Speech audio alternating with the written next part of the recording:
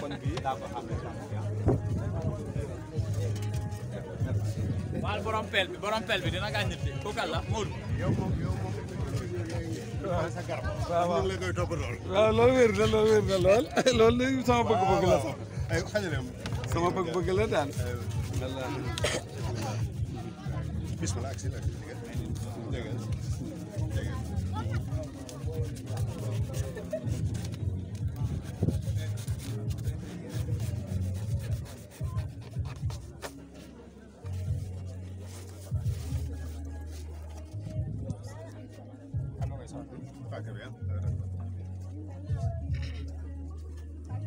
allez-y. Bismillah. Ana kii ko Pape.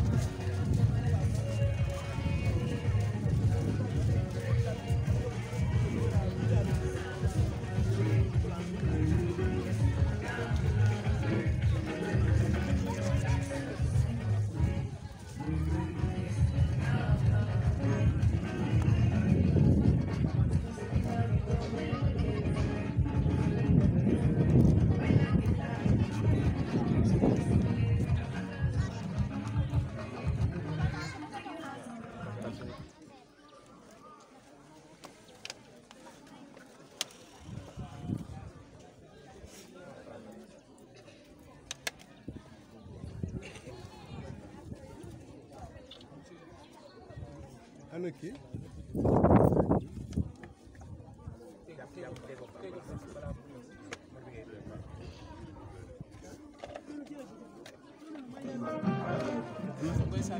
Ibu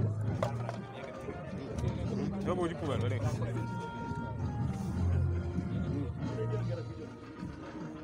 Pro dañ dem si benn affaire hein allez bien kon après deux heures suivant yow ak principal waaw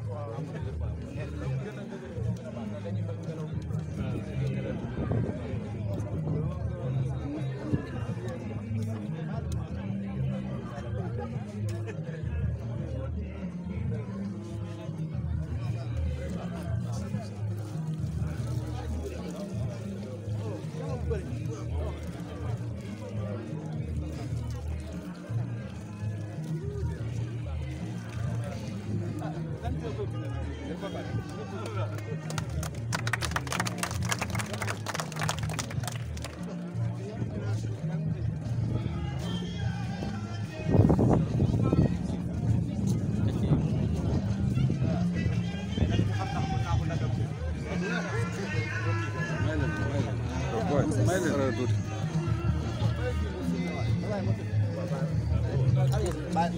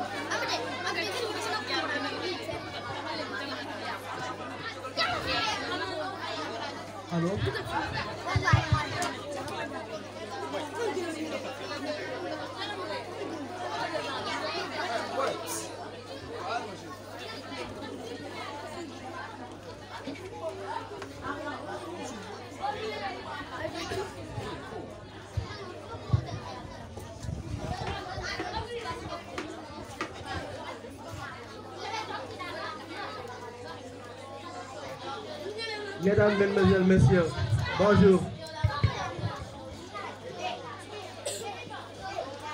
Salam alaikum.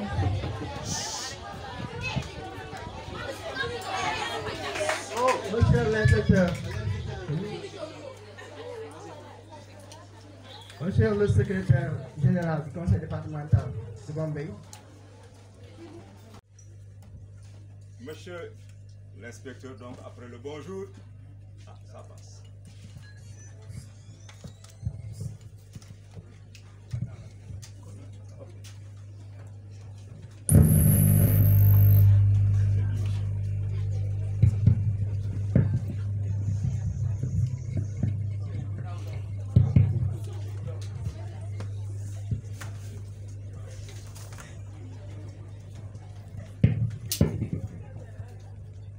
Bonjour, inspecteur, monsieur le représentant du conseil départemental, monsieur le représentant de la mairie de la commune, monsieur le coordonnateur du projet Ecolico, monsieur le chargé des programmes du projet Ecolico, monsieur le coordonnateur de la Grue Sud, monsieur le représentant des parents d'élèves, chers enseignants, chers élèves, chers invités. Je ne saurais décrire la joie et le plaisir immense que nous avons ressenti lorsque notre CM a été choisi pour intégrer le réseau estampillé Ecolico ce 5 juin, journée de l'environnement. L'acte hautement symbolique d'aujourd'hui participe efficacement de la promotion du civisme et concourt en même temps à protéger notre environnement et notre cadre de vie. Dans la marche soutenue vers l'atteinte de cet objectif de protection de l'environnement, le département de Bambey compte sur ses amis, compte sur la sensibilisation et compte surtout sur la pédagogie par l'exemple. Et parmi les exemples à suivre, je peux citer le lycée de Bambey Serer du proviseur Ngom et le CM de Ndembaïsa de M. Abdoulaye Conté. Chers invités, c'est alors le lieu de rendre ici un hommage mérité au proviseur Ibou Ngom et au principal Abdoulaye Conté, les deux timoniers. Proviseur Ngom et principal Conté, je vous adresse alors mes vives félicitations.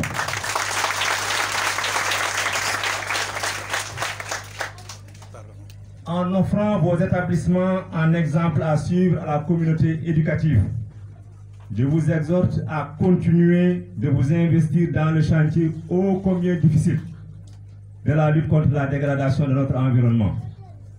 Environnement que l'homme ne cesse d'agresser.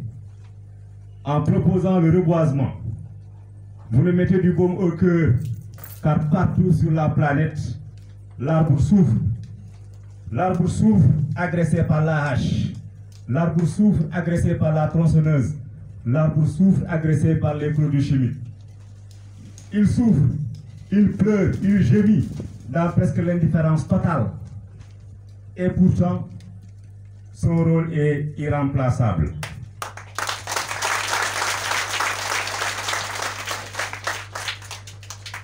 Il nous apporte la fraîcheur de ses ombrages. Il favorise la pluie. Il nous débarrasse l'oxygène du CO2 et l'enrichit en oxygène. Le carbone du CO2 est l'enrichit en oxygène. Il nous fournit de la matière première. Il nous fournit de l'énergie. Il protège le sol de l'érosion. Il nous soigne et même nous habille sous certains cieux. Malheureusement, l'homme oublie qu'en détruisant l'environnement, il menace son existence. Alors, chers collègues, en créant le réseau Écolico, les élèves grandiront en ayant une claire conscience de la nécessité de protéger l'environnement. Je profite aussi de l'occasion pour dire un grand merci aux eaux et forêts, ce corps de preux. J'aurais bien aimé qu'ils soient là aujourd'hui. Je leur ai rendu visite le siècle dernier au cœur du Nyokolokova. Ils étaient isolés de tout et prêts à défendre le peu qui nous reste du legs des anciens et au prix de leur vie. Alors ce jour-là, je me suis senti petit, insignifiant. J'ai alors compris que leur métier est un véritable sacerdoce. Un grand merci à la Main Verte et à AgriSud, aux étudiants de l'ISFAR qui nous ont aidés donc pour cette journée. Leur appui spontané atteste leur sens civique très élevé. Quant à vous, chers enseignants, élèves et surtout membres du club Écolico du CM, le choix porté sur notre établissement nous commande de relever le défi de la confiance méritée. Je compte sur vous car je sais que le verbe décevoir ne fait pas partie de votre vocabulaire. En plus, vous êtes en train de faire du CM une oasis alors qu'il était un mini-désert de Namib à sa restriction. Je ne saurais terminer mon propos sans dire un grand merci au conseil départemental et à la mairie de la commune pour la constance de leur soutien. Un grand merci au directeur Meng, Gueye et Michel Sec et à tous leurs adjoints pour leur collaboration sans faille. Un grand merci à toute l'équipe pédagogique du CM qui, malgré les difficultés, ont réussi à écrire une page blanche de l'histoire de la localité. Un grand merci à la presse sans qui aucune sensibilisation et aucune transformation en masse des mentalités n'est possible. Fasse le ciel que cette journée se passe bien. Inch'Allah, merci pour votre attention. Assalamu alaikum mbolomi. Je commence donc di nuyu monsieur l'inspecteur, je vous souhaite la bienvenue. Je vous souhaite la bienvenue aussi aux représentants du conseil départemental et aux représentants maire. Je souhaite bienvenue à monsieur le coordonnateur du projet Écolico et à son chargé des programmes. Je souhaite la bienvenue à AgriSud et aussi le représentant des parents d'élèves. di ko souhaiter la bienvenue aussi aux étudiants de l'ISPA. Chers enseignants aussi du ma leen nuyu sax ndax daanaka ñoo dëkk ak élèves yi ak invités yi ñoom ñëpp maa ngi leen di gërëm di leen sant di leen wax marhaban. tey dama kontaan bi nga xamee ne si journée de l'environnement li ñu choisir équipe CM Thiakhar pour mu ñëw bokk ci projet Ecolico. Ecolico nag dafa ñëw si ba mu waree ñëw parce que tout simplement xam nañ ne monde bi fi mu nekk tumuraanke na lépp ngi yàqu garab yi sonn nañ ndax semis sonn nañ ndax tronçonneuse sonn nañ aussi ndax produit chimique yi ñu ciy kële foo dem ñu ngi agressé nature bi dañu gën a kontaan nag tey bi ñu gisee ñu créé projet Ecolico pour rendre nature ba la mu moom ba duna sosoo ba léegi l'homme dafa cohabiter avec la nature et de façon harmonieuse mais malheureusement léegi déséquilibre bi faagaagal na ko ba nga xam ne on risque de tout perdre. Donc c'est le lieu de me remercier le coordonnateur monsieur Ibou Ngom ak son chargé des programmes monsieur Abdoulaye Konté. léegi di wax aussi ne CM Thiakhar xale yi am ngeen défi bu mag mooy défi confiance bi ñu jox ñu mën koo relever.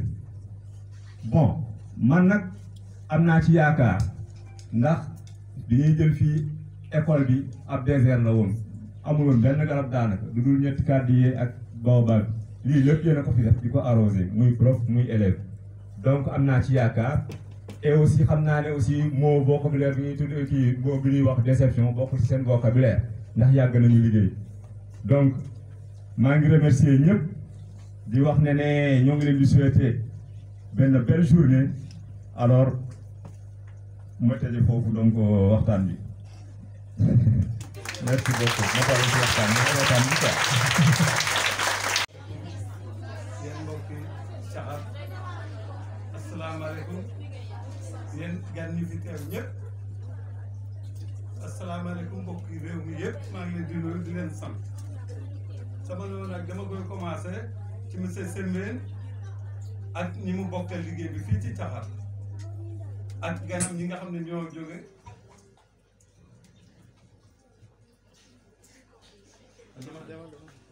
ak ganam ñi nga xam ne ñoo jóge Bambey Séréer ak département beeg li ko wër ak ñi jóge feneen ak ñi indi garab yi ñuy jëmbat loolu moom lu ñu soxla woon la lu ñu bëggal la te yàkkamti nañu ko alhamdulilah bi nga xamante ne indi nañu ko fii ñu ko indee comme ni ko professeur bi waxe de monsieur Sembène xam naa wax bi moom day jafe lool parce que koo xamante ne moom dafa sant Ngom bu sante Ngom moom gars yi sant Thiam ñu ngi koy déglu pour mu wax bu jub mais du ko mën mais maa ngi jéglu bu baax te sant Sembène nag ñi mu bokkal liggéey bi ñëpp maa ngi leen di gërëm di leen sant gis naa seen positif xam naa ko waaw parce que ñi ngi jàpp ci liggéey bi ñi ngi orienté boy yi bu baax a baax ñu ngi leen di jàngal te am naa ci ay tegtal yu leer kon nag li ma bëgg a wax jarta guddal jarta yaatal mais maa ngi sant Sembène ak ñi mu àndal ñëpp di sant élèves yi ak parents d'élèves yi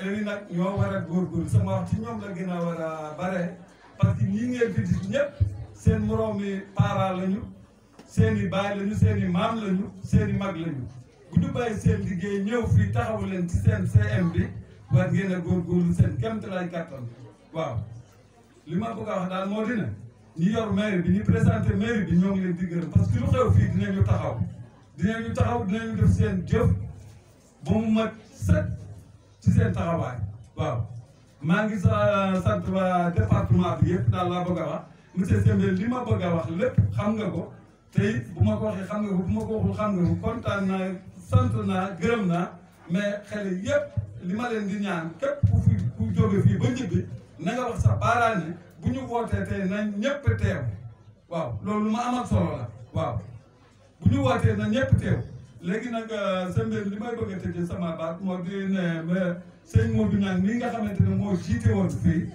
te mosta nopp lu guddi ak bëccëg ba fi Bater Thiam ñëwee samp suñu école ba la ci biir dëkk ba ñu di ko wax primaire ba moo ko gàttandu bi école bi ñëwee fii moo ko gàttandu kon nag moom ñaan bu ko yàlla moomee noo ngi ñaan yàlla seral ay yaxam te yokk leeram te yéen ñëpp ngeen ñaanal ko nit ku baax la nit ku am jom la nit ku bëgg dëkk bi la waaw ngeen baal ma ak ci wax bu gudd bi wax moo demee noonu wax moo jafe rek waaye yéen ñëpp laay gërëm di leen ñaanal yàlla jàppale leen kenn ku nekk la muy liggéey yal na ca am ndam tubaarkàlla loolu laa bëgg a wax ngeen baal naa bu ñu ko jugee rek ñu jox kàddu gi monsieur le coordonnateur d'Ecolico monsieur le président monsieur Ngom.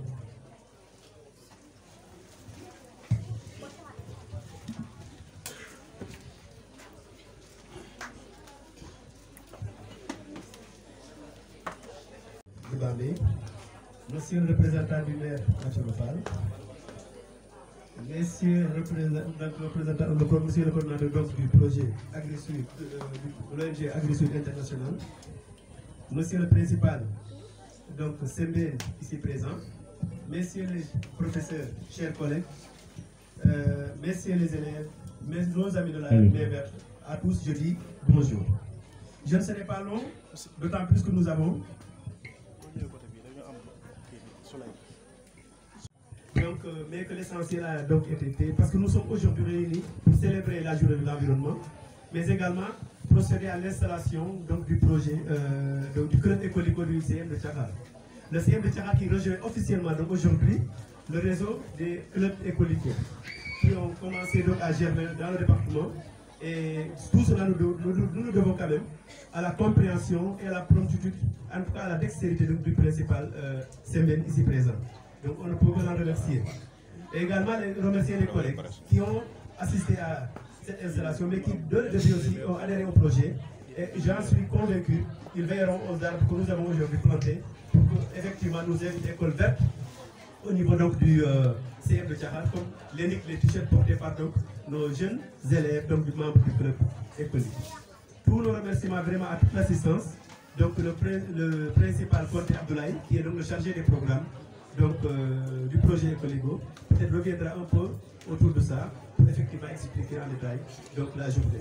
Je voulais juste vraiment me confondre en remerciements avec nos partenaires, parce qu'aujourd'hui aussi le conseil départemental est incontournable. Ils ont été donc à l'origine de toutes nos activités, ainsi que nos partenaires donc, de Jeunesse Plaisir, donc une ONG française qui nous soutient également. Donc juste pour dire que AgriSud est venu renforcer un projet qui existe. En tout cas, nous vous remercions et nous vous disons que le partenariat va continuer, Inch'Allah. Merci.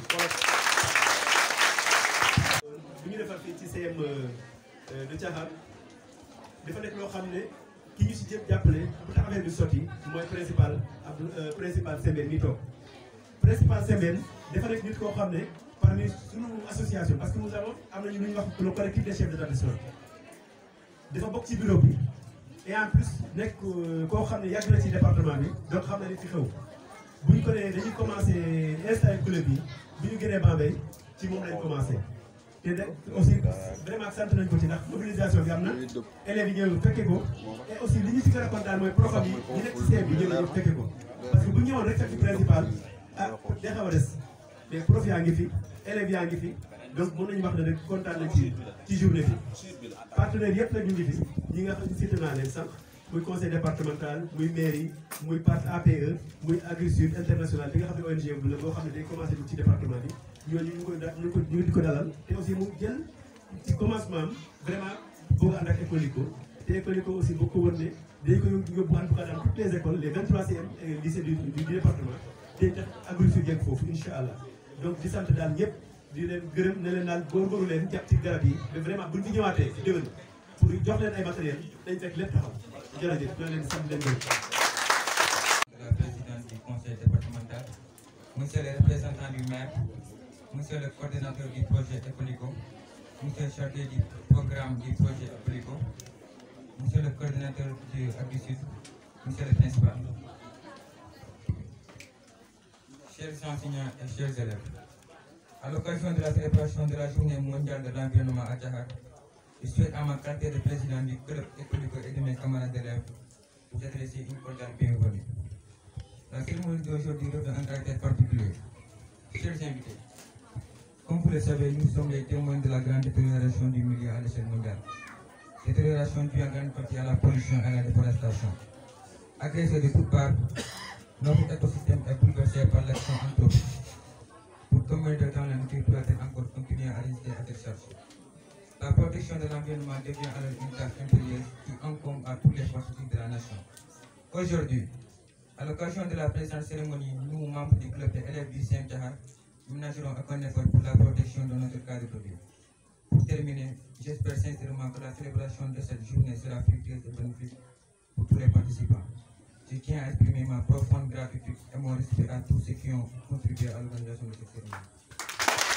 Représentant de la commune de Diakhar, monsieur l'inspecteur, monsieur le principal du CM de Diakhar, monsieur le coordonnateur de Ecolico, monsieur le président de l'association des parents d'élèves, chers membres main verte de l'ISFAR, chers enseignants, professeurs, chers élèves, distingués invités. Je voudrais me réjouir ce matin d'être parmi vous aujourd'hui pour célébrer ensemble la Journée mondiale de l'environnement. Le thème qui nous est proposé cette année revêt un caractère très important pour nous, car les écosystèmes constituent le socle du monde, constituent le socle de nos pays, constituent le socle de nos sociétés. Il est important de restaurer les écosystèmes pour conserver les vies humaines. Et je pense que pour conserver ces vies humaines sur Terre, il appartient à la jeunesse, il appartient aux élèves étudiants de préserver, d'avoir un engagement sans faille pour que l'environnement soit protégé à l'école, à la maison et partout dans le Sénégal. Nous avons 3 défis à relever pour restaurer les écosystèmes. C'est d'abord lutter contre la perte de la biodiversité, que ce soit la biodiversité animale comme la biodiversité végétale. Nous devons faire face au changement climatique et nous devons faire tout pour que les pollutions galopantes soient limitées. Pollution chimique, pollution des eaux, pollution de la terre. Et ça, il incombe à tout être humain aujourd'hui, si nous voulons préserver les vies humaines sur Terre, préserver ces ressources, faire face à ces 3 défis que je viens de citer. Cette décennie qui est réservée par les Nations Unies pour la restauration des écosystèmes nous incombe et nous devons tous travailler pour que ce thème-là soit bien réussi. Je voudrais réitérer ici mon engagement, l'engagement des réseaux internationaux, à accompagner le conseil départemental, à accompagner le réseau Ecolico pour que l'environnement soit préservé, pour que l'éducation environnementale soit une réalité dans les lycées et collèges du CM du département de Bambey. Su kàddu wolof lépp lu mu wax nasaraan nag mënu ma ko tekki si wolof parce que contraire na day dugg. Journée bu ñuy célébrer tey am na solo boo xamante ne ku nekk si ñun rek da nga si war a jàpp nu mu gën a yaatoo mais aussi nu mu gën a dëgëree. tey jii nii Nations Unies dafa jël décennie bi di ñëw dañ naan ne la restauration des écosystèmes bu ñu nee rek écosystème tey mooy mun nañ ne rek jaww ji bi rek mais jaww ji bi ñëpp la incombe ñun dañ si am responsabilité bu ñu am boo xoolee ñu ngi garab yi di yàq garab yi ñu ngi utiliser engrais chimique ñu ngi utiliser pesticide chimique di yàq suuf si di yàq ndox mi te loolu noonu mooy nit tey suñ demee ba nga xamante ne amatuñ fu ñu dëkk parce que changement climatique yi mu ngi gën a réduire les quantités pluviométriques mais aussi li nga xamante ne mooy pollution bi mu ngi gën a law mais aussi ñu xool ne am na ay xeetu garab yu bare yoo xamante ne amoon na fi mais xeetu garab yooyu dañu disparaître parce que tout simplement ñun en tant que être humain ñun ñooy yàq garab yooyu noonu. donc loolu dafa loolu loo xamante ni ku nekk suñu rek war na la ñor war nañ ko ñoŋal ba nga xamante ne mun a préserver li nga xamante ne mooy dund si kaw adduna bi. yéen nag nga xam ne yéen ay élèves ngeen bu ñu di wax souvent la jeunesse c'est la nation de demain loolu dama ko mos a contre yéen aussi l'environnement d'aujourd'hui. La jeunesse d'aujourd'hui c'est l'environnement d'aujourd'hui bu leen xaar mukk par exemple environnement bi yàqu ñuy soog a jóg dès maintenant la ñu war a jóg ànd ak tous les acteurs ñi nga xamante ne environnement di leen jox pour mën a lutter contre ce qui les changements climatiques mais boobu li nga xamante ne day indi yàq environnement donc il faut ñu def ñu xeex si jàpp si àndandoo rek ak acteurs yëpp mais aussi di réitère rek benn engagement bi nga xamante ne ñu ngi Amnesty International damay fàttali rek ñu ngi fi depuis 2014 au niveau du département de Bambey am na lu bëri loo xamante ne def département bi en relation avec le conseil départemental donc du fait de waat couleur ak remerciement di wax ne Amnesty International donc dina accompagner incha allah le conseil départemental ak le réseau écologique pour au moins que écologie bi gën a raw si biir département bi au niveau des lycées collèges. Chers collègues, je souhaite la bienvenue ici au niveau de la commune de Thiakhar à tout le monde.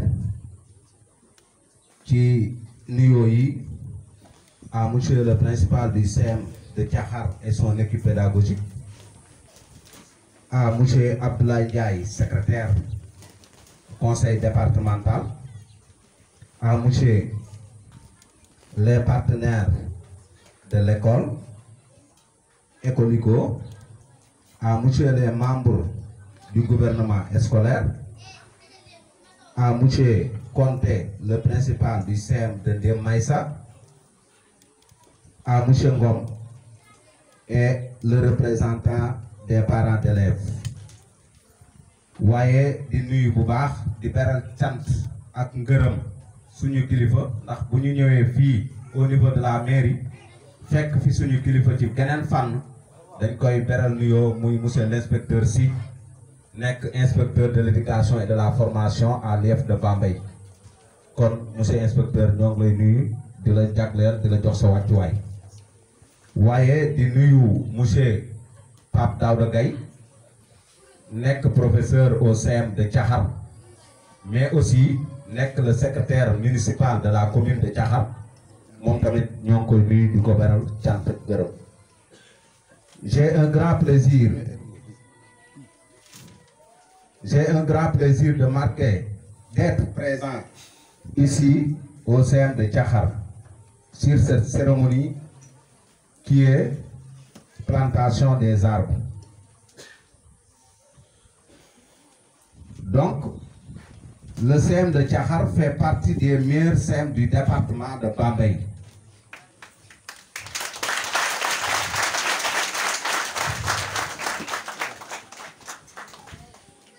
Ensuite, en tant que fils de la localité, mais en tant que aussi technicien de l'éducation, directeur d'école, en tant que aussi représentant du maire de la commune de Thiakhar, Dr Mathioro Fall. Donc, vraiment, nous remercions monsieur le principal et son équipe pédagogique ici au CM de Thiakhar, au fond de notre cœur. Le CM de Thiakhar, malgré ses difficultés, il fait d'excellents résultats. Certes, le conseil départemental, donc l'éducation est une compétence transférée aux collectivités territoriales et le conseil départemental en charge les CM et les lycées. Mais nous, au niveau de la mairie de Thiakhar, nous ne restons pas encore à bras croisés. Lorsque nous avons implanté le CM de Thiakhar, en tant que jeunes, en tant qu'acteurs de développement, nous disons qu'on doit mettre la main au CM de Thiakhar. En commençant par l'électrification, c'est la mairie qui a électrifié le CM. Et nous avons fait des choses, suñuy doom a fi nekk, suñuy jarbaat a fi nekk, suñuy collègues ñoo fi nekk. Kon lépp loo xamee ne rek dafa nekk njàmmatu CM bi balaa muy dem conseil départemental inshallah buñ ci mënee dugal suñu loxo danañ ko ci dugal. Xam nañ ne la conseil départemental moom CM yi moom la ñuy defal. te lépp lu ñuy def dañ ci yëgoo ak conseil départemental di sant rek parce que xam naa ne kàddu yi bu si monsieur le maire nekkoon dina gën a jëmu waaye dañuy wax ne mënuñoo weccoo jëmmam waaye mën nañoo weccoo ay xalaatam ñëwee ko di ko ci wax parce que man bi ma yebalee au niveau du CM de Thiakhar dama ci am fierté pour plusieurs raisons. En tant que collègue, mais en tant que fils du terroir, mu wëlbatikuwaat ne ma demal ma ca cérémonie boobu teewal ma fa kon dama ciy am contentement bu baax a baax. Yàlla xam na ne une forte délégation lañ bëggoon a def mais ku ne xam na ne monsieur le maire loxoom dafa jàpp actuellement mi ngi à Thiès à l'université. Son premier adjoint Moussa Faye c'est un professeur au lycée de Bambey di ko jot li nuyoo monsieur Conte bi nga xam ne moo doon jàngal tey Moussa Faye te mi ngi nii toog mi ngi naqarlu di wax ne man de cérémonie boobu ku ci waroon a teel a teew laa ñoo xam ne contrainte de temps rek moom moo am moo tax que délégation mairie bi xaw a yeme nii rek waaye bu ñu sañoon tey tous les conseils municipaux de la mairie de Thiakhar ñoom ñooy dalal conseil départemental bu Bambey di yóbbantewaat RG rek di ko wax ne ko nañu waxal sunu yaayu Fatou Sène ne ko le CM de Thiakhar bari na lu bari loo xam ne manqué na fi loolu mën naa ko wax parce que jàngalekat laa bi ñuy installé CM Thiakhar yaakaar naa ne dañ ko construire ba pare construction yi am ay jafe-jafe ki doon wax léegi Baye Ndiom yàlla na ko yàlla yërëm taje ak ñun ak ñëpp population bi pour ñu dox CM bi mën a àgg bi ñu ko àggalee principal ak équipe pédagogique ak ñëpp dañoo dem ci les directeurs d'école de la commune fu fa table nekk wala yàq ñu jox leen ko pour que rek sunu rakk yi mën a am condition yu mën a jànge mais comme l'éducation est une compétence transférée et le conseil départemental en charge les CM nga xam ne daal monsieur Ndiaye CM Thiakhar moom amul benn table banc bu bees bu nekk ci salle de classe yi amul suñuy table banc rek moom moo fi nekk te conditions yu métti la ñuy daj te nag bu ñu demee ci archives yi dañuy wax ne le CM de Thiakhar fait partie des meilleurs CM du département kon mérito bu baax ñoo xoolaat ko conseil départemental ñoo ngi leen di tàllal loxo boo demee nga nuyu nu monsieur Gassama parce que Gassama nekkoon na fi ASCOM au niveau de la commune de Thiakhar kon xam na problème éducation au niveau de Thiakhar kon bu ngeen nekkee nag man dama koy faral di wax suñu conseil yi nekk fii nekk ay conseils départementaux en l'occurrence Modou Mbacké Diouf de Yerwaay dama koy faral di wax ne ko boo dematee au CM au conseil départemental nga plaider le CM de Thiakhar parce que mérito na ko di remercier bu baax partenaires yi parce que man ci discours yi rek dafa am léegi lu ma xam ne sama njaatige inspecteur dina ci ñëw mais lii CM yi soxla nañ ko mais école élémentaire yi soxla nañ ko préscolaire yi soxla nañ ko parce que boo demee ci CM yi élémentaire yi ak préscolaire yi ñun bu ñu génnee récréation amuñu garab bu ñu toog dans les salles de classe la ñuy toog te ku ne xam na ne environnement bi yàqu na comme yàqu na la te ñun ñoo ko war a defar il faut que ñuy sensibiliser beneen bi damay lancer appel aux élèves que garab yi ñu fi jëmbat tey man de garab bee Moussa Ndior mi ngi may tooñ léegi mu ne ma SG yow laa koy tudde waaye garab bi tudde delloowaat naa ko suma sët bële maa juga sekk nga xam ne maa ko yoroon mi ngi ci CM bi garab boobu bu dee di nga dee dëkk ba mi ngi noonu jox naa la garab boobu maa juga kon xañ na pour bañ a guddal rek parce que li nekk ci xol bi moom yaatu na yéene ji bari na monsieur le maire aussi yónent bi ma yónni woon ëppoon na lii waaye sama asakaay wax rek laa ci wax asalaamaaleykum wa rahmatullah. On vous remercie et nous allons passer la parole à monsieur le secrétaire général, notre frère, monsieur Ndiaye du conseil départemental de Bambey. Monsieur le représentant de l'inspecteur de l'éducation de la formation de Bambey, monsieur l'inspecteur, monsieur le chef de projet à Sud, mon ami Etienne, monsieur le coordinateur du projet Ecolico, je dois dire que même on a deux coordinateurs parce que il y a monsieur Bombe et monsieur Gondé qui sont tous les deux vraiment très dynamiques pour le projet. Monsieur le président des parents d'élèves, monsieur le principal du CM de Thiakhar, chers enseignants, chers élèves, chers étudiants de la main verte, je vais terminer par vous, non pas parce que vous êtes moins important, mais c'est juste l'ordre protocolaire. Je parle au nom de la présidente du conseil départemental, Mme Farcel, qui est empêchée aujourd'hui et qui aimerait véritablement être là aujourd'hui. Mais ces temps-ci, elle a beaucoup d'activités du fait qu'il y a le conseil départemental qui est engagé dans plusieurs projets.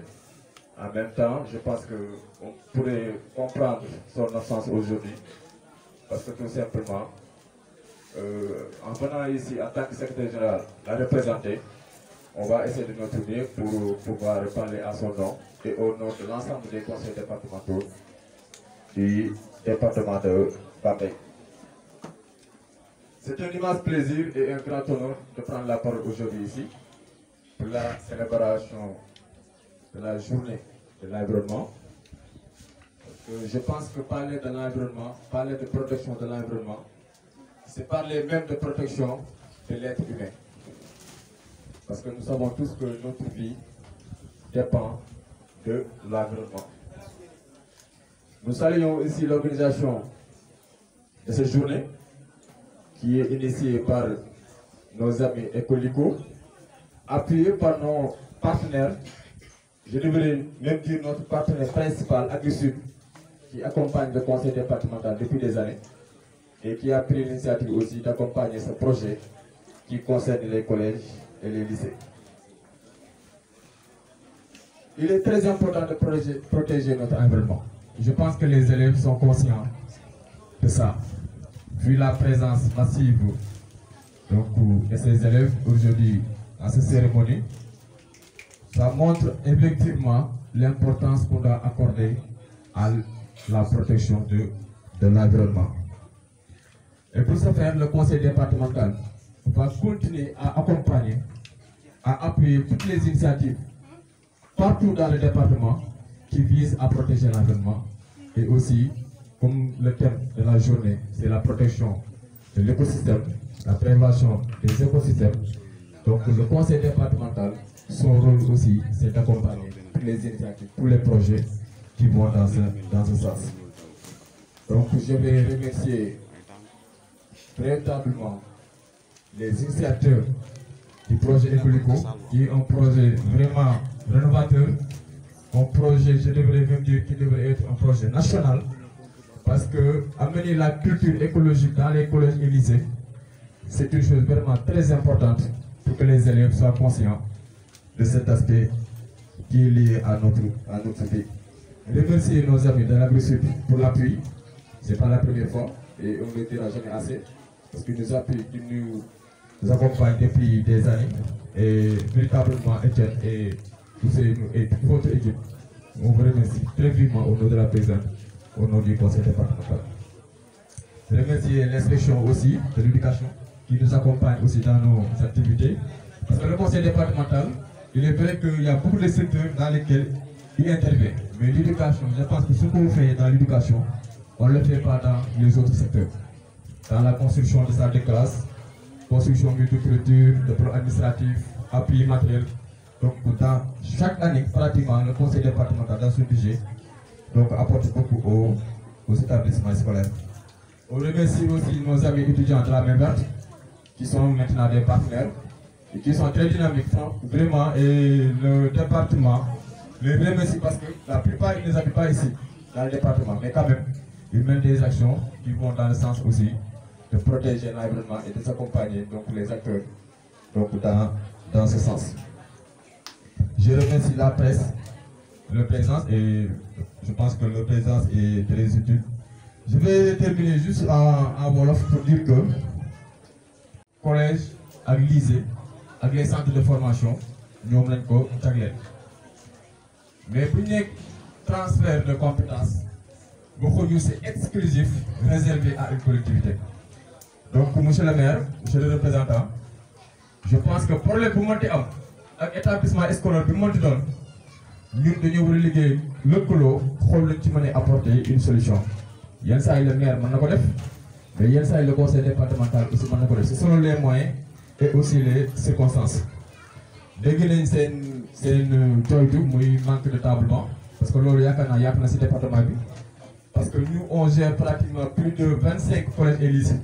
Et du premier de demande, table vente ci bopp. Donc loolu dafa nekk loo xam si ni waa inspection aussi yaakaar naa ñoom xam nañ ko ils sont conscients de ça mais je pense que état bi aussi toog lu yàgg joxul ay table vente donc moo tax peut-être table vente yi manqué ci établissement yi mais le conseil départemental jotoon na ko def daaw jéeg jëndoon na 250 table vente séddale ko bëriwul nag mais quand même ak manque bi nga xam ne c'est une urgence war na tax mu continuer waat donc defaat donc ay action ci wàllu woowu. maa ngi terminer juste ci élèves bi di leen wax ne tey journée bi yéen nañ ko jagleel ñun dañ fi ñëw rek pour prendre la parole protocolaire pour accompagner leen mais yéen a waral lii Ecoliko bu juddoo yéen a ko waral parce que dañ leen a bëgg a gunge ngeen xam njëriñu garab njëriñu environnement njëriñu écosystème garab lan lay jëriñ ci nit garab lan lay jëriñ ci dëkk ba nga xamante ne da ngeen koy màggale xam ne tey yéen bu ngeen dem di gor garab wala di yàq garab wala bu ñu gisee sax ku yàq garab ngeen ko boo xamoon njëriñ garab ba sensibiliser ko ba yaakaar naa ne dina moytu yàq gàncax bi nga xam te ni moom moo ñuy dundal.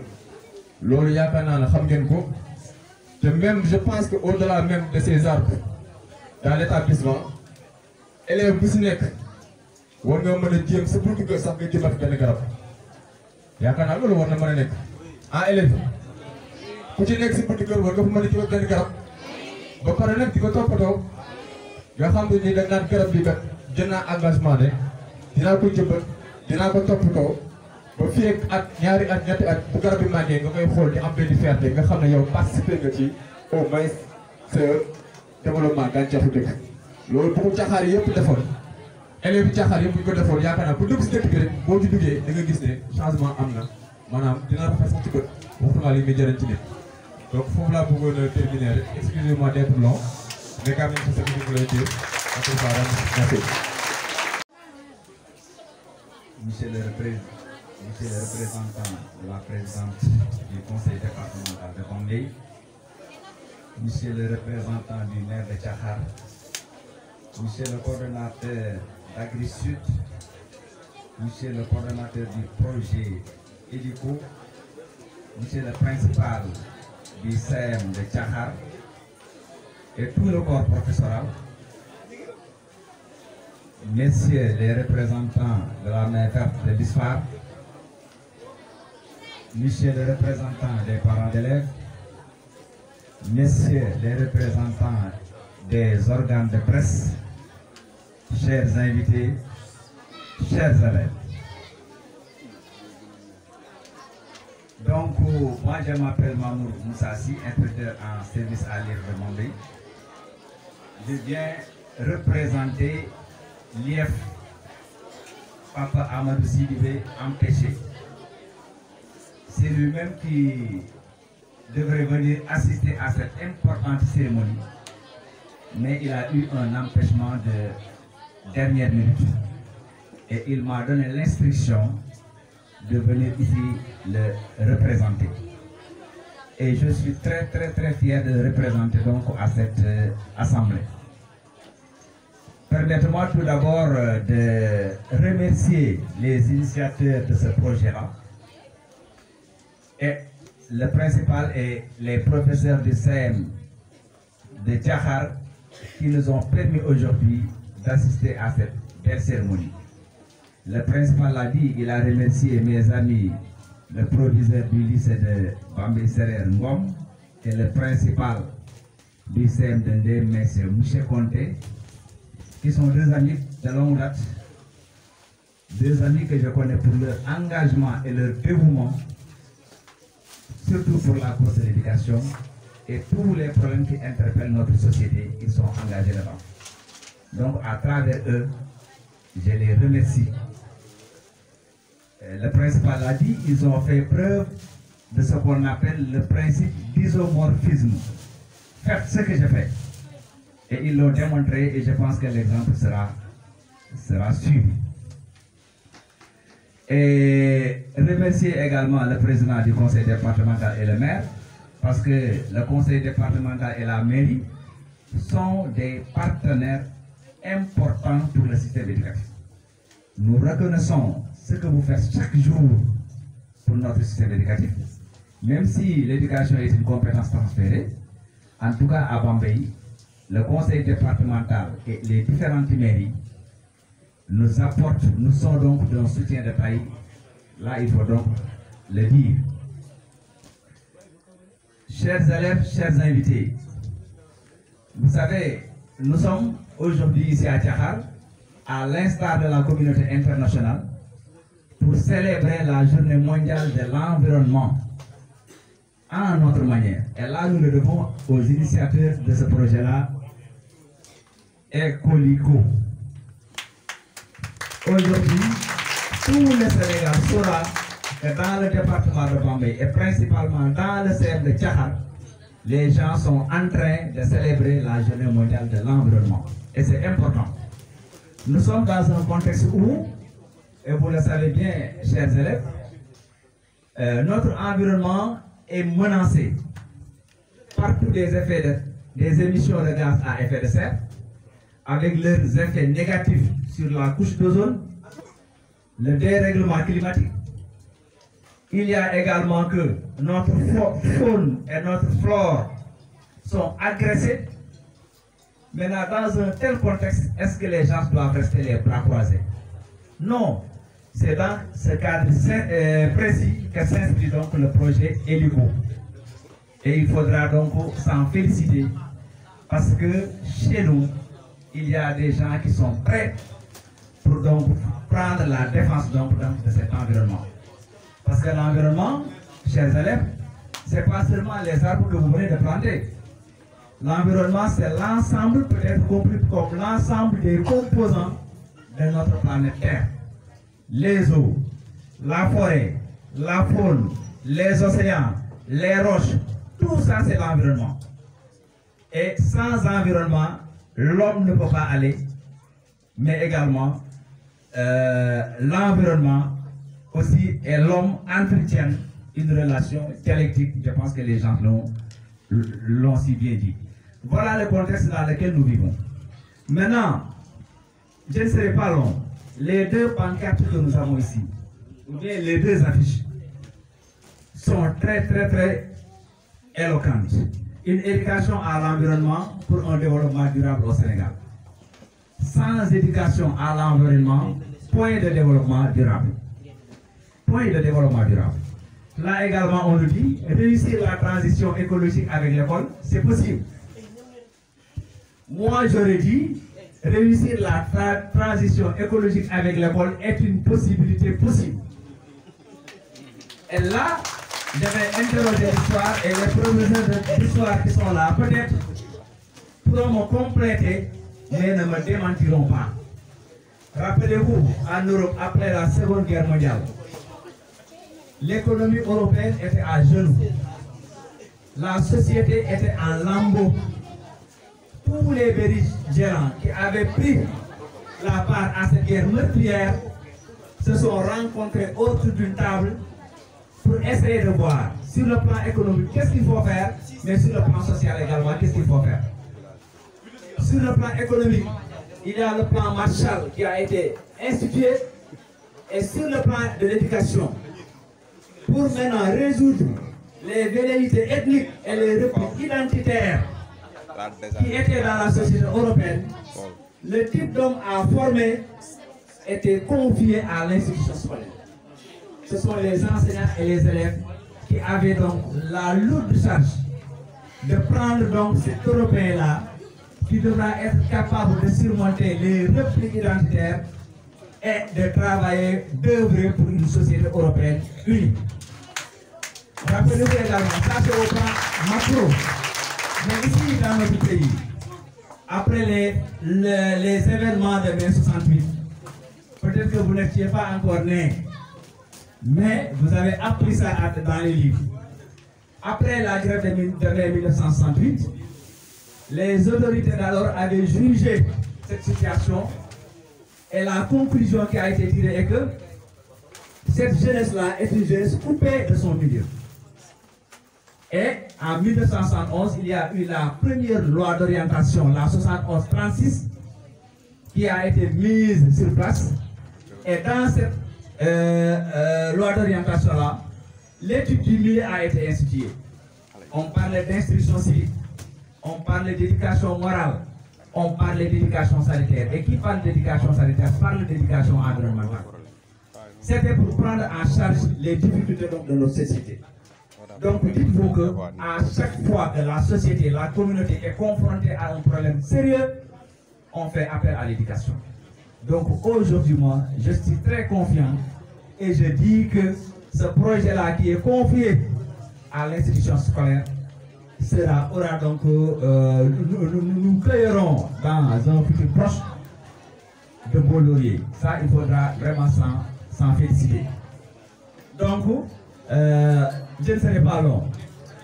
Maintenant, chers élèves, vous avez planté des arbres ce matin. Mais planter un arbre est une chose, la protéger et la préserver en est une autre. Il faudra tout faire pour que dans 2 mois, dans 1 an, si les gens reviennent ici à l'école de Diakhar, qu'on puisse voir une école verte. On vous attend sur ça et je sais que le défi est énorme, mais vous êtes capable de relever donc ce défi-là. Donc, si vous avez la bonne loi, fii rek laa jëlee exemple fii nii ci biir école bi nan jàpp ne noonu noonu ci biir àddina bi mooy biir école bi cour école bi ñu nekk mooy àddina bi miir bii nu wër de mooy environnement xool ngeen tey nii école bi dañ koo miire est-ce que kenn mën naa jóge ci biti dugg ci biir école bi ngir yàq kenn mënu ko mais su fekkee ne miir bi ñëw fi lu jóg dafi dugg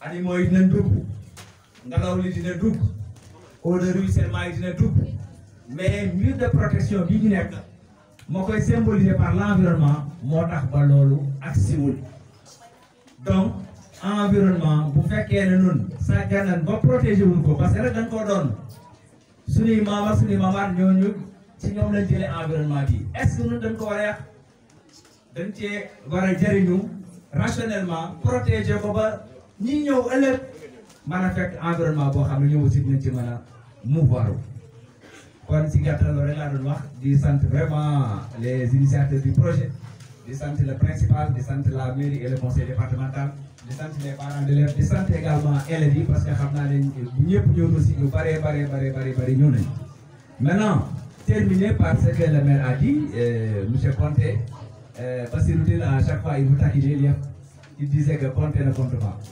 Je vais le téléphoner, je le téléphoner tout de suite pour lui dire que Conté a très bien compté aujourd'hui.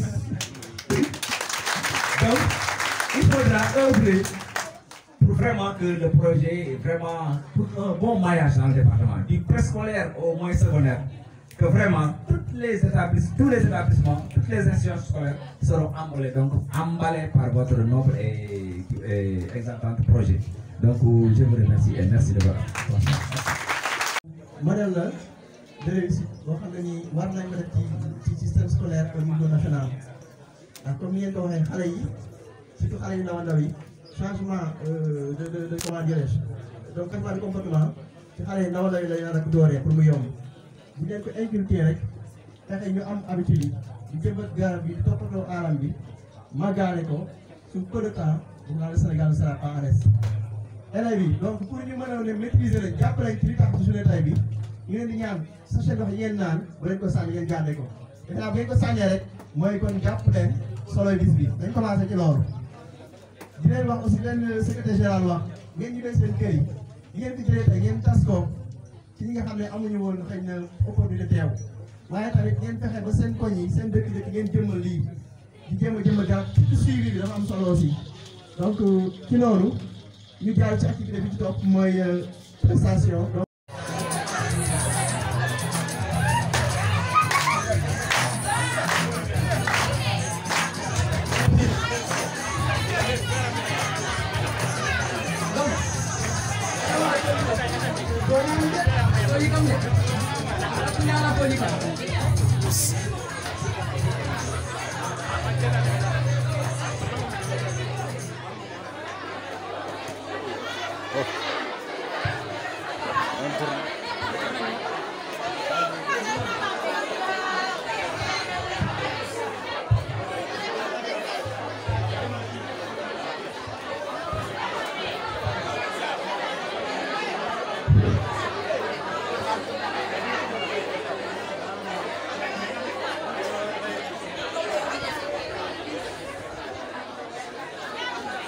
buñ toogee fii très bien.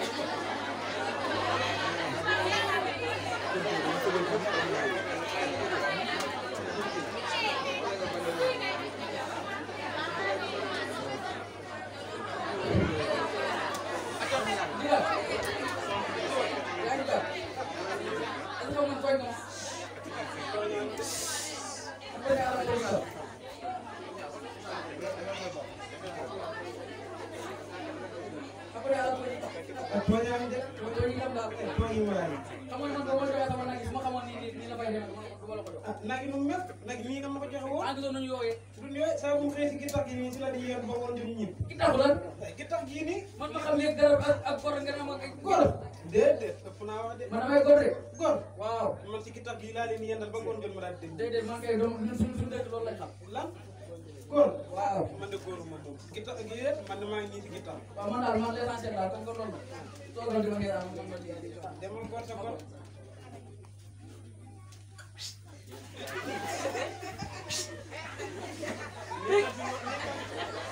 nekk ci moo rek xaaral moo ko nekk allo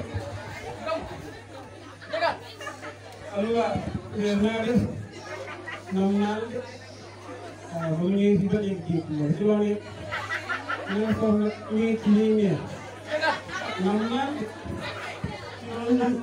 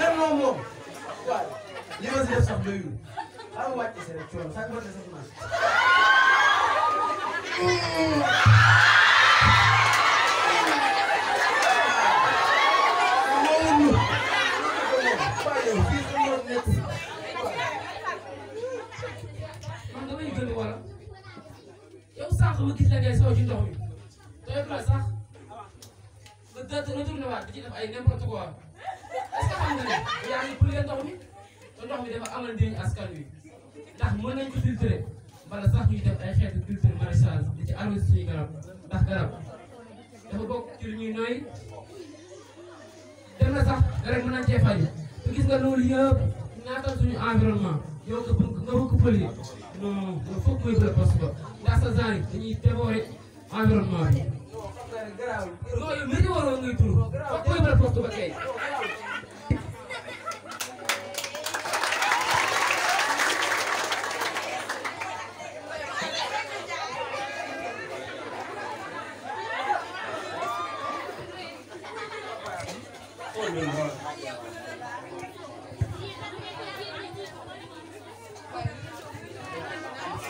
temps yi mooy loolu waaye damaa kaaya trop quoi chaque jour gars yi 100 francs sax doo ko am instant bi mooy loolu quoi mais daa mel ni dégg bi am na ndox de mais gars yi di baax quoi xam nga dafay demee nag te maa ngi dégg temps yi nga naan ndox dafa manqué si dëkk beeg yooyu noonu mais temps mu jéem a diggante rek ba xam gars yi dugg si dëkk bi jaay ko.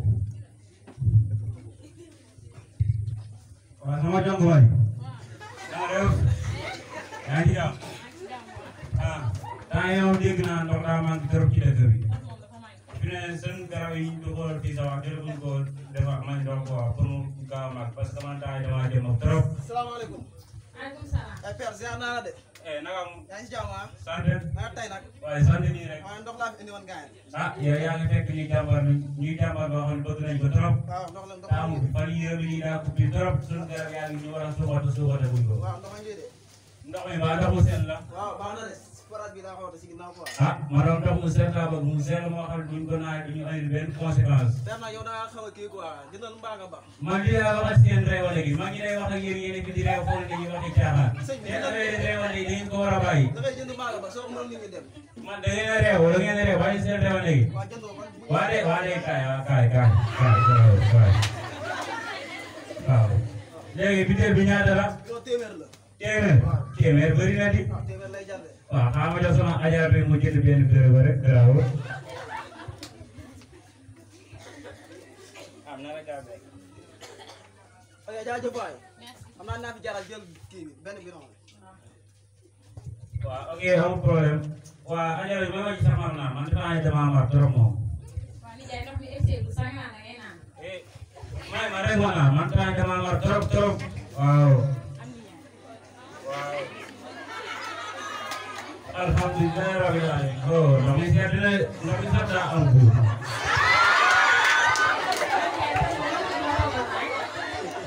tey moom boo doon ceebu yàpp bu am ginaar nga saaf ko mu wow teg ko ci digg ndaw mu beeru nii di xool yàlla ji.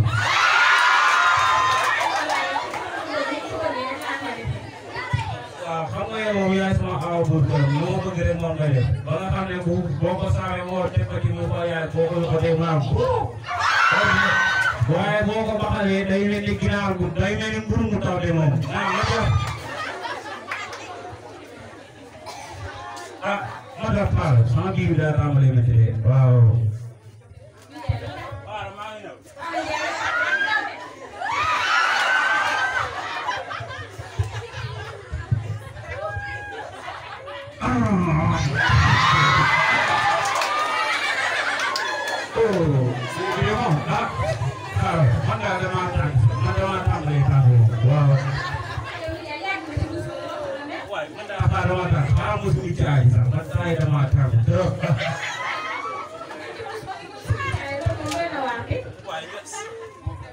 Garaaw tàngoor yi moom mag moom bu tàngee daa war a def loo xam ne tàngoor daal ñëwaat na.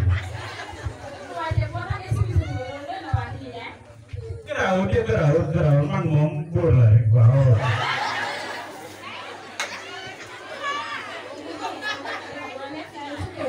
ah fii daal maay borom koo fekki maay borom waaw.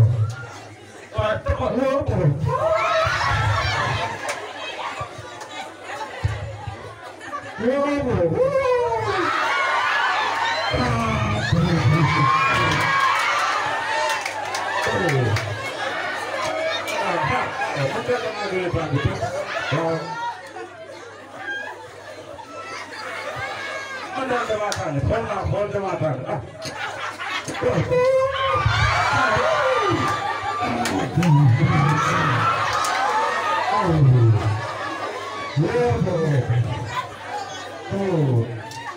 Oh là là, il s'en vient. Không ra gì là mọi người thế. Không là docteur Balde rek mu ne waaw na baax trop.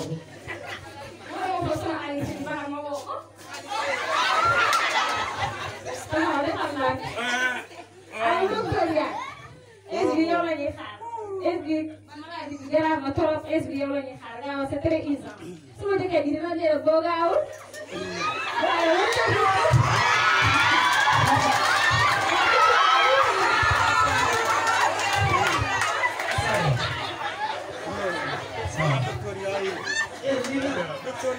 explication à qui dafa nekk dans les ans il faut nga gaaw. kii lan la nekk.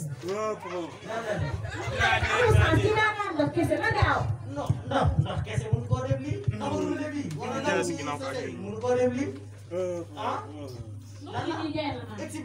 explication bu leer lii ndox kese mënu koo def. bu gaaw la kii dana leen explication mu tëye ci biir.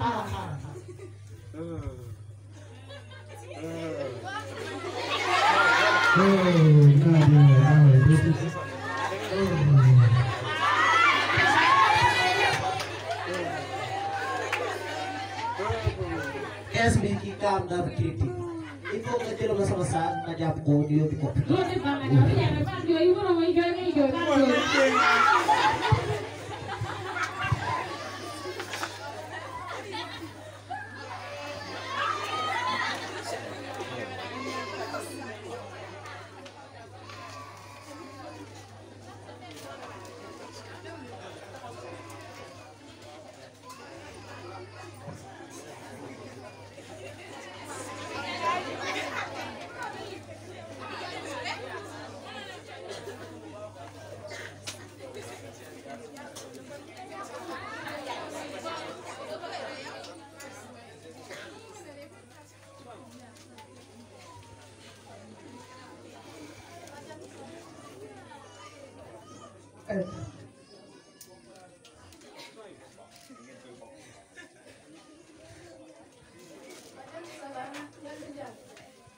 Ça va, merci bien en tout cas.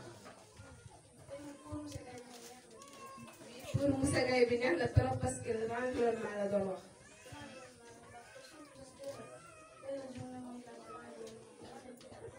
wala bu ñu nee journée mondiale de l'environnement le 5 juin suñu xel day dem ci suñu protéger suñu environnement.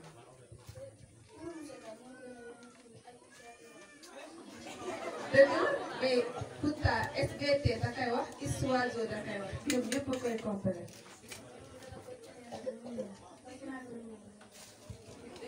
suñu environnement bi dafay yàqu parce que boo gisee suñu koñ jigéen ñi dañuy couche doom ba pare au lieu que ñu yóbbu ko sa poubelle ba yow sànni nga tonni sa mbalit ba pare au lieu que nga dem seet foo ko def nga yow tur ko sa benn bi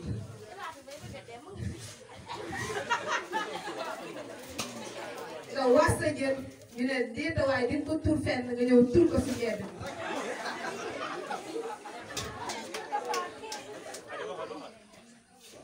pareeguma si jigéen ñi dëgg la waaw ma ne jigéen ñi pareeguma si jigéen ñi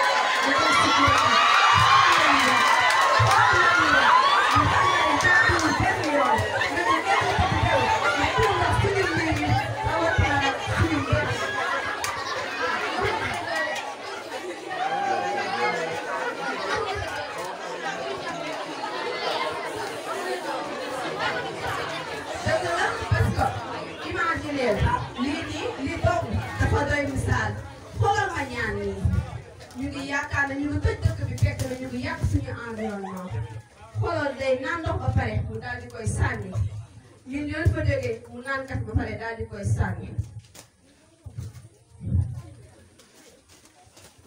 waaw kay ñoo ngi nii ñuy per yaay di mel ni góor ñu lamb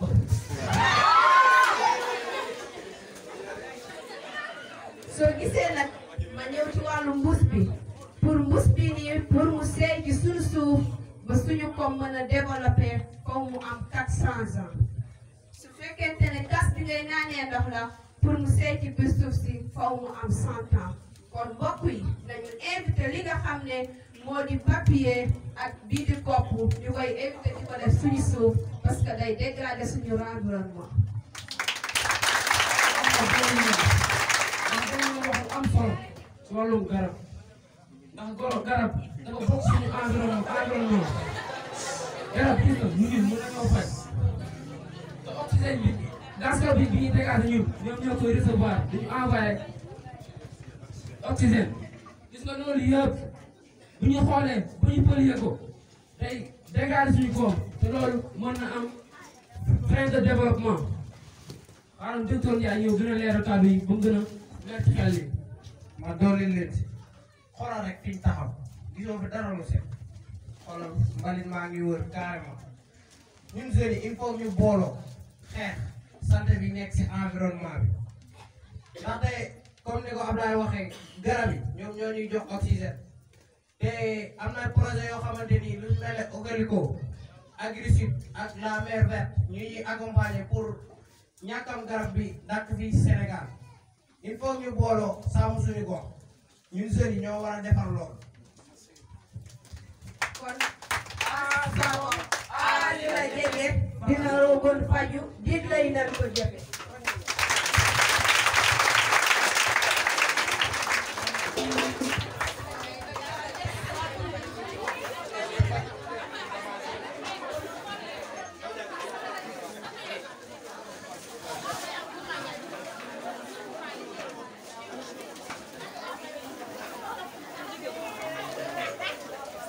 Le secrétaire général du conseil départemental, monsieur le représentant du maire, le principal,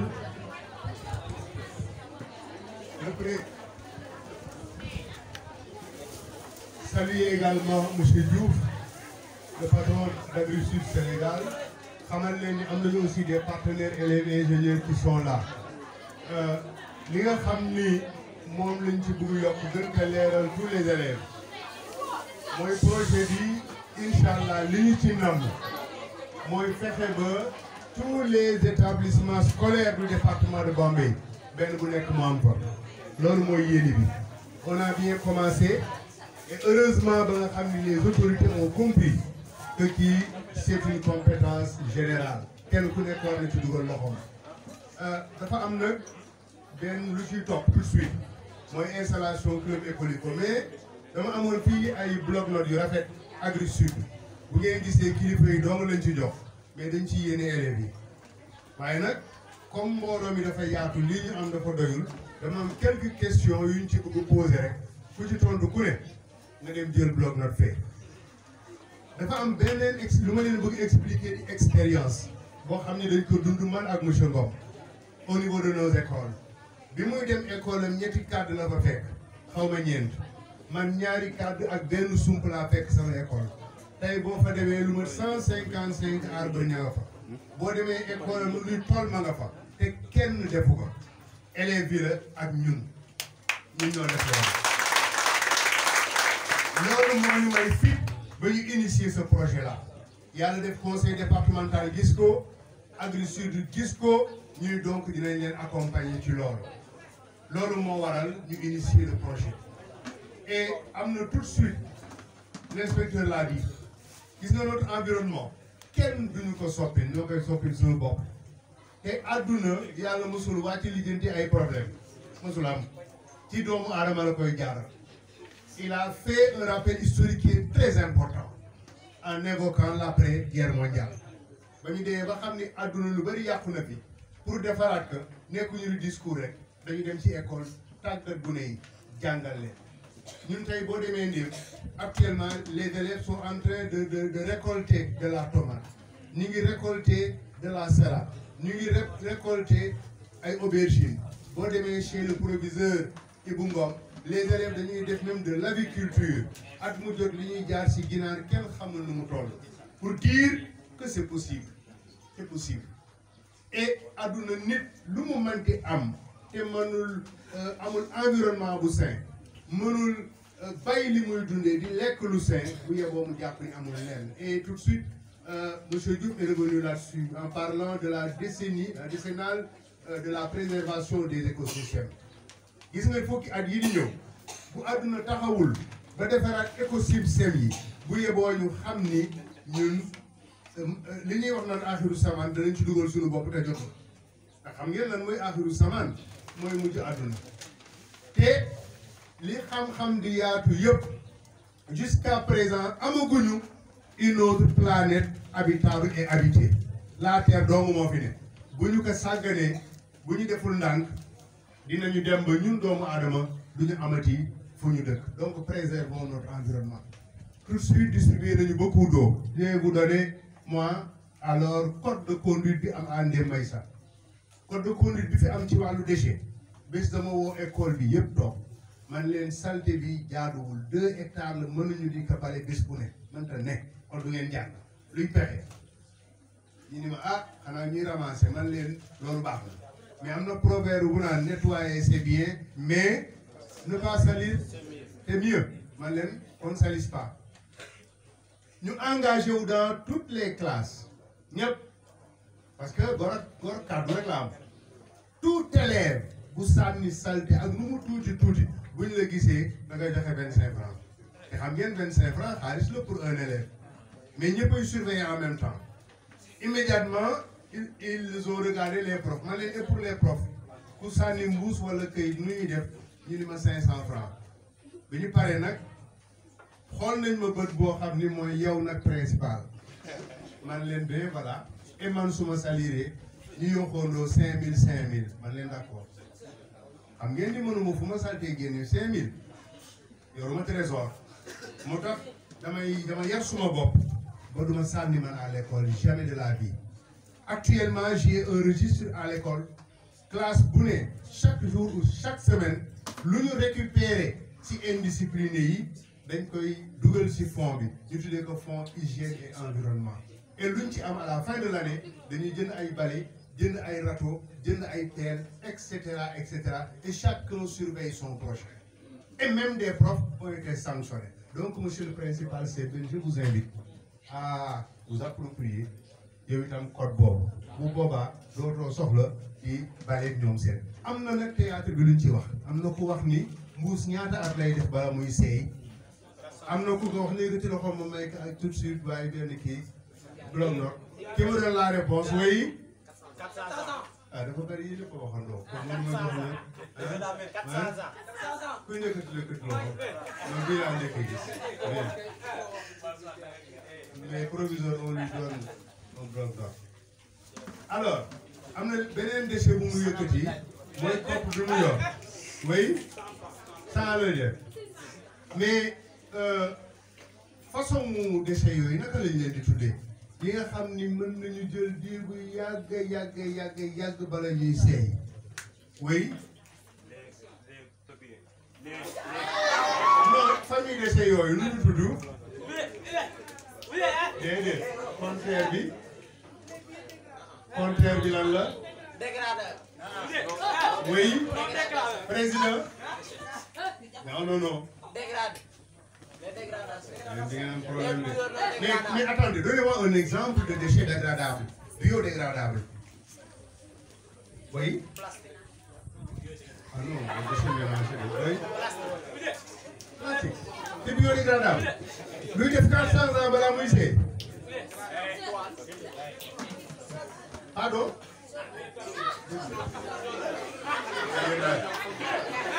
waaye léegi non waaw. voilà du ma dugg ci leçon boobu léegi kan moo may jox ban leçon la tiré ci sketch bu njëkk bi ban leçon la ci tiré oui pollution la de bu njëkk ba sketch bu njëkk bi c'est sur la pollution si ah non pas la pollution la déforestation voilà on va tailler des arbres donc benn alors beneen sketch bi lan mooy thème central bi deuxième sketch thème central bi lan la voilà je vois les mêmes toujours oui la pollution de l'eau ñëwal kaay gaay c'est bon alors bu mujj bi nag oui pollution du sol bon c'est bien on prend ça oui ah jigéen ñi dañuy nelaw rek hein mais jigéen ñi am na pollution bu ñu leen jiiñ fii ci théâtre bi nee nañ jigéen ñee koy def de c'est quelle pollution ça oui mademoiselle le sol ban façon ngeen koy polluer yéen waxal ban façon la oui mais non naka ngeen di polluer oui mademoiselle les ordures que vous jetez d'accord bëgg nga kii bëgg nga bloc jox ko benn voilà c'est bien léegi nag monsieur l'inspecteur monsieur le secrétaire général et le représentant du maire du département du Sud, ce que nous allons faire tout de suite mooy installer officiellement le club Ecolico parce que bu ñu ko xasee ba installé dañuy jàpp ni dugg ngeen ci réseau bi déjà le lycée de Bambey Séréer y est comme premier lycée écologique du Sénégal le CEM de Bambey le CEM Ndiem Maïssa mi ngi ci biir l'année dernière à pareil moment nous étions à Kër Samba Kane tey ñu ngi fii à Thiakhar dans 5 jours nous serons à Bambey 2 etc et le réseau est en train de s'étendre en début d'année joxe nañu du matériel monsieur le secrétaire général sous peu de temps nous allons encore recevoir du matériel de jardinage pour un montant de 2 millions de francs yoo xam ne dañ koy distribuer aux écoles pour aider leen dans les jours à venir nous allons organiser une formation boo xam ni avec nos partenaires qui sont là dañ leen di gën a tàggat ci wàllu garab ci wàllu environnement donc dañ leen di woo fii les membres du club le président en tête on va vous remettre symboliquement tableau bi ñu defal bu wane ni yéen léegi membre club Ecolico ngeen bu lii passé dafa xat lool dinañ ko yóbbu ñu bind ko bind bu gën a rafet ñu accroché que quelque part à l'école pour ku ñëw xam ni école bi ci écologie lay dox kenn du leen tilimal kenn du dagg seen ay garab du dëgg te planté nañu on va l'année prochaine dans 2 ans bu ñu ñëwee ñu bañ sax di takk ay bâche parce que bu boobaa garab yi dinañu màgg le secret chez nous vous savez c'est quoi moi j'ai un arbre le matin su ma ñëwee école la première chose à faire c'est d'arroser mon arbre bu soxlaa fumier du ma ko ñaan dem sama kër laa koy tibbi wala ma ñaan ko Bambey ñëpp di ma gis ñëw sotti si suma arbre defar ko arroser dem toog c'est un citronnier et tous les profs le font arbre bu ne benn élève moo ko parrainé lu mu xat-xat di nga fexe ba boo ñëwee arrosé ko boo gisee ni maa gën a fumier nga def ko boo gisee ni cuvette bi mënatu retenir ndox nga def si kilifa yi fi ne nag pour beaucoup dañuy dem danañ fi ñëwaat moo tax je voudrais monsieur le principal de nga choisir des élèves yu engagé wu pour que demee bu monsieur Diouf ñëwee fii bañ a rëccu lim fi ñëwee woon pour que le secrétaire général bu demee ni président de j'ai tenté pour le département ëllëg bu président di ñëwee ñu mën que ni kii seen garab la monsieur l'inspecteur nag du fi gën il viendra pour inspecter avant de s'enquérir de ce qui se fait dans les classes li muy njëkk lijjanti mooy est-ce que mon arbre là a été bien entretenu le maire en fera de même donc nous vous engageons à choisir des élèves pour leur confier ces arbres là ils en seront les parrains loolu mooy li nga xam ni bëggoon nañu ko ñaan maintenant on va demander à l'ensemble des membres du club Ecolico de se présenter, de venir. On va officiellement leur remettre le tableau qui symbolise l'entrée dans le réseau. Après quoi, nous Ecolico di jëflanteel bëgg leen jox des distinctions. Bu ñu passer sur nos amis qui sont là de l'association sénégalaise pour la protection de l'environnement jógee à l'ENSA de Thiès dinañ leen jox kàddu dinañu jox notre partenaire technique la main verte aussi la parole di def ay présentation mais daal na ngeen jàpp ni at mu jot ñu ni indépendance 4 avril di défilé di fecc lu la ñu dugg ci mais vous savez indépendance bi wóor lii dëgg mooy indépendance alimentaire bëgg dund bay dundal sa bopp fekk doomu aadama wi pour mu dund wala réew mi ngi tàllal loxo bu yeboo mu xam ni amagul indépendance dafa mel ni seen kër yooyu maa moom sama bopp koo fi wax ku ne boo newee ci école bi la boo demee si kër gi nga xam ne moom moom sa bopp parce que ndey sa baay ñoo lay dundal yow tam noonu la bu bëggee moom boppam foog mu relever ces défis là donc messieurs les autorités si oui c'est naan l'environnement l'avenir là c'est les enfants xam nga ko waxee léegi de fort belle manière l'environnement aujourd'hui c'est vous voilà l'environnement c'est vous c'est pas demee yéen la du dëgg donc en votre présence dañu bëgg sargal ñoo xam ne boobu ba léegi jàpp nañu ci liggéey bi et gëm nañu ni sauver l'environnement c'est assurer notre survie donc nous allons demander à monsieur le représentant de la présidente du conseil départemental de bien vouloir recevoir le diplôme d'honneur bi ñu bëgg jox à la présidente parce que c'est une institution et depuis boobu ba léegi dafa engagé résolument aux côtés d'Ecolico pour reverdir le Sénégal. Ce sera remis par le coordonnateur du projet Ecolico, monsieur Ngom.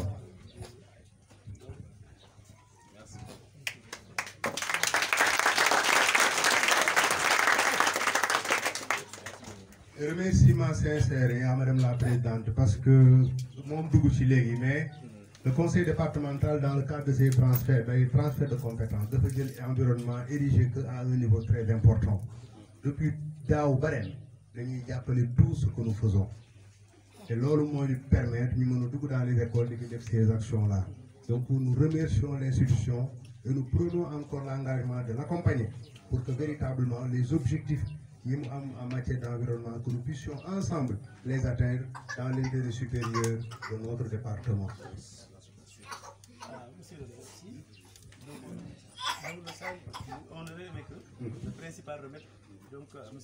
Donc monsieur le maire, son représentant va recevoir le satisfecit parce qu'il a adhéré, il a soutenu et il a envoyé un représentant. C'est une façon aussi pour nous, monsieur l'inspecteur, de l'engager dans cette construction collective. Binudougou, moi, rendre nos écoles vertes. Volet vert, qu'on appelle le PSE vert. Et le président a dit, je veux que le reverdissement du Sénégal commence par les écoles. Donc, c'est la raison pour laquelle nous nous engageons. Et les collectivités aussi s'engagent à nos côtés. Monsieur le maire, nous vous remercions vivement. Voilà. Nous demandons à monsieur l'inspecteur de remettre à monsieur Diouf, le patron d'AgriSud, ce satisfecit. AgriSud, c'est une structure internationale. Bon, en plus d'être présent fii ñu toog comme il l'a rappelé depuis des années mi ngi dans le département de Bambey ku dégg AgriSud lan ngay jëkk comprendre ci tur bi AgriSud. agriculture sud fii ñu ne les pays du sud dëgg donc il nous accompagne au départ institution yi la doon liggéeyal mais ayant compris que liggéey institution yi am na solo waaye bay ci sa wér yi tànk moo gën mu ngi chercher accompagner ces activités vraiment nous les remercions parce que semaine bii ñu génn ils étaient hyper chargés nous en savons quelque chose mais ils ont dit malgré tout malgré que nous soyons le samedi c'est notre jour de repos dinañu ñëw pour véritablement vous accompagner dans cette activité là et nous les remercions vivement parce qu'ils se sont engagés à nous accompagner davantage pour le reverdissement de nos écoles. Monsieur Diouf, merci grandement au nom de Ecolico, merci au nom des établissements de Bambey. Nous pouvons le dire aisément, parce qu'en réalité, en tant que chef d'établissement, nous sommes réunis, comme l'a dit tantôt le proviseur, en collectif. Et le collectif des chefs d'établissement porte, entre autres activités, le développement du réseau Ecolico au niveau du département de Bambey. Donc comprenez que nous sommes dans les dispositions pour que véritablement nos écoles soient, en tout cas, plus belles, plus verdoyantes. Nous vous en remercions. Pour celui-là, je pense que nous le remettons à symbolique à notre hôte principal. c'est bien, mais que également ce sont les profs de cet établissement qui doivent remettre ça aussi. Ah. Donc vous avez...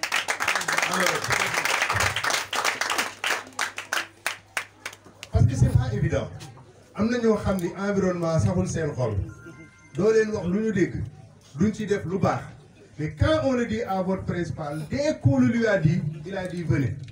On a passé ici des heures en dehors du temps de travail rien que pour préparer ça. Hier il est resté jusqu'à tard pour en tout cas quitter. Et avant même que ñun ñu def mettre à sa disposition des moyens, il a sorti de sa poche pour préfinancer une activité. Nous le remercions vivement. Nous remercions le corps professoral car nous savons que le principal à lui seul, il ne peut rien faire. Nous le remercions et nous vous remercions vous aussi les élèves car vous êtes engagés. Et nous savons que le principal, il peut être affecté. Les professeurs peuvent être affectés. Mais parmi vous, il y en a qui sont à 2 ans pour partir au lycée. Il y en a qui viennent d'arriver. Donc si nous voulons investir pour l'avenir, qui viennent de investir. Donc, Sargal, c'est le principal. Sargal Nalen, nous vous invitons à vous engager pour que Tahar Sion will l'aider. Qui pour que Fidjar, ne Harama Yersuma Garabi, Hamni vraiment Topoton Yenko. Vraiment, nous voulons remercier Boubakaba, des centres. On peut passer, je crois, à l'installation du club. Et vous savez ce que nous menons. Tout de suite, on remettra le tableau au principal qui va l'accrocher quelque part pour que quiconque entre et que vous sache que vous êtes dans et de la formation de Bambey, M. Papa Amadou Sidibé. Nous installons officiellement le club écologie du CEM de Tchahar.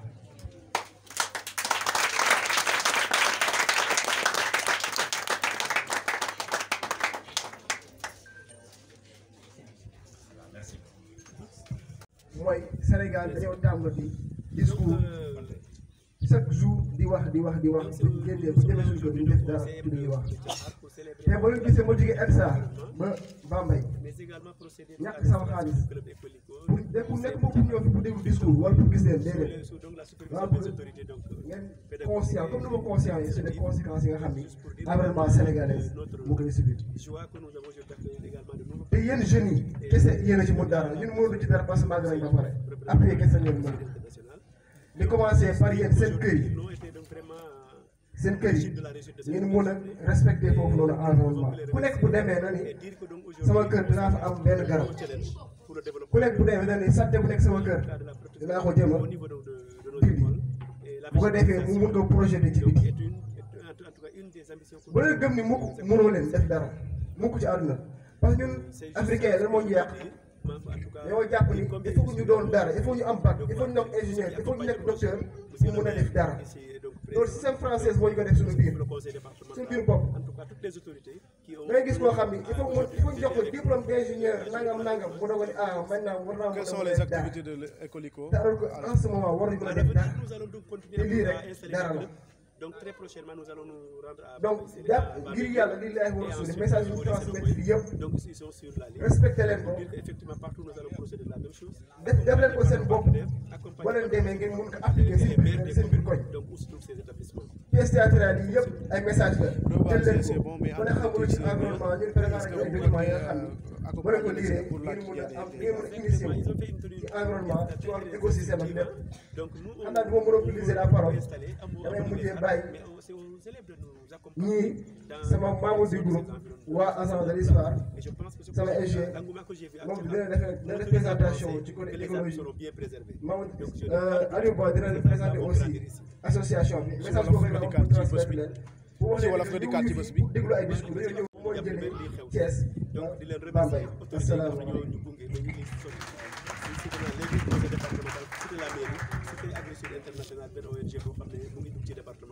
Asalaamaaleykum wa rahmatullah. Bon d'abord dañuy njëkkee nuyu inspecteur IEF département Bambey nuyu monsieur le principal nga xam te ne moo ñu dalal nuyu collaborateurs yi ñu fekk yëpp à savoir la MEDER xam te ñoom dañuy def liggéey bu am solo bien vrai que on est association pour la protection de l'environnement dañu invité woon tey ñu ñëw jël part ci journée bi dañ koy rafetlu tamit di encouragé ñi nga xamante ni ñooy organisateurs yi di ñaax ñi nga xamante ni képp ku ñu gis ne installé ngeen fii est-ce que amaat ngeen activité yoo xam ne fii bon ASP dafa nekk benn association boo xamante ni li ñu tax a jóg mooy protéger l'environnement association bi composée de 3 grandes écoles à savoir l'ISPA l'Institut supérieur de formation agricole dont man fa laa nekk l'ENSA de Thiès nga xamante ni suñu président fa nekk école nationale supérieure d'agriculture aussi le PT école polytechnique de Thiès bon ñoom jotuñoo mën a ñëw jëmbat garab baax na mais suuxat bi ci la est-ce que di ngeen gunge élèves yi pour ñu gën a suuxat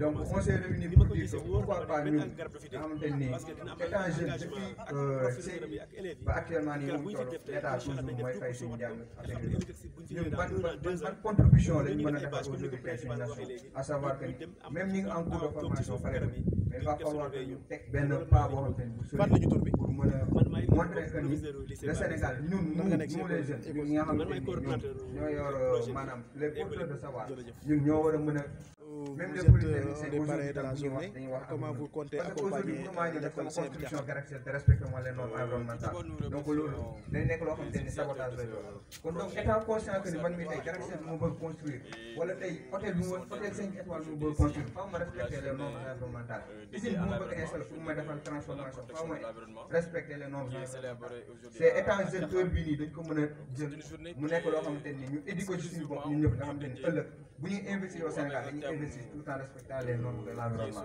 donc je ne vais pas tirer à l'heure damay jox le secrétaire général moom il va plonger sur le terrain. Ok, merci. Remercier et féliciter asalaamaaleykum mbooloo ñu ngi leen di nuyu bu baax yaakaar naa ni man maa ngi tudd Ibrahima Diallo maa ngi jógee ba ISPA formation agricole léegi dañ fi ñëwoon rek dans le cadre de la GIEMA mu nekk mooy journée mondiale de l'environnement ñun suñu association comme ni ko gars yi waxee ASP Association sénégalaise pour la protection de l'environnement.